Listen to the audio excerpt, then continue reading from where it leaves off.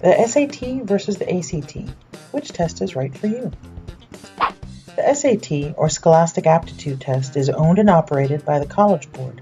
The same organization brings you the PSAT, AP, and SAT subject tests.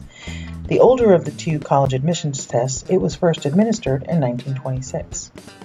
The ACT, or American College Test, is brought to you by ACT Incorporated.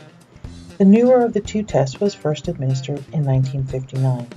Both tests are accepted by all four-year colleges and universities in the United States who accept college admissions tests.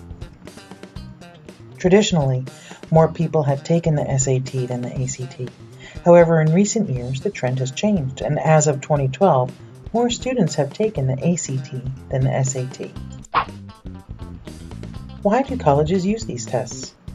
While there's always been a lot of discussion about their role in the college admissions process, there are two main reasons these tests are used. First, they provide consistent and objective measurement. Everyone takes the same test, given the same amount of time in very similar environments. Since you either get an answer correct or incorrect, the criteria are objective. Second, we all know there is a lot of inconsistency in high schools and in high school grading. Schools and learning environments vary greatly for very good reasons. An A at school X might be equivalent to a B at school Y. The ACT is administered 6 times in an academic year. The test includes 5 sections: English, math, reading, science, and an optional writing section. The ACT is grueling from a time perspective, 216 questions in roughly 3.5 hours. There is one 10-minute break between the math and reading section. The ACT is a real time crunch. At its heart, it is an achievement test. Each question has 4 answer choices, and there are no penalties for incorrect answers. Historically, ACT questions have been less tricky than those on the SAT. Its science section centers on reading and reasoning, and the mathematics section includes trigonometry questions.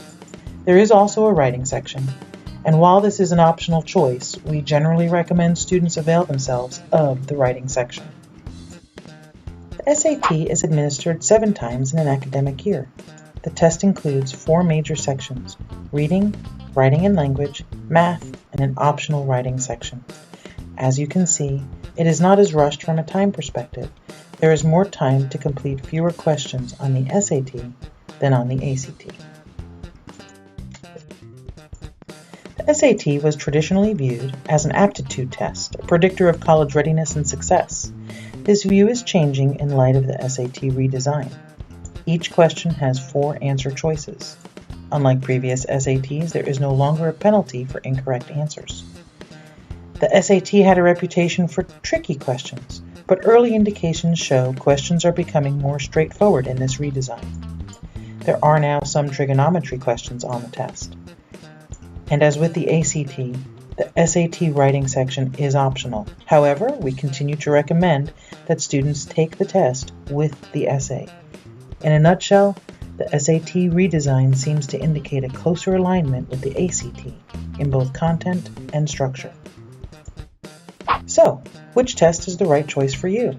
Well, if you are an analytical thinker, a visual learner, are comfortable working math problems without a calculator, and are good at utilizing extra time efficiently, you may prefer the SAT.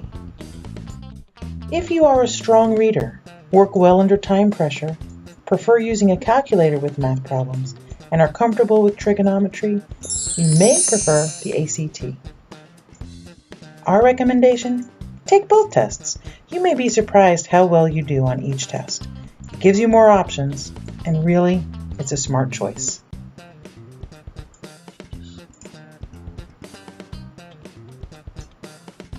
We hope you found this presentation helpful and worth your time.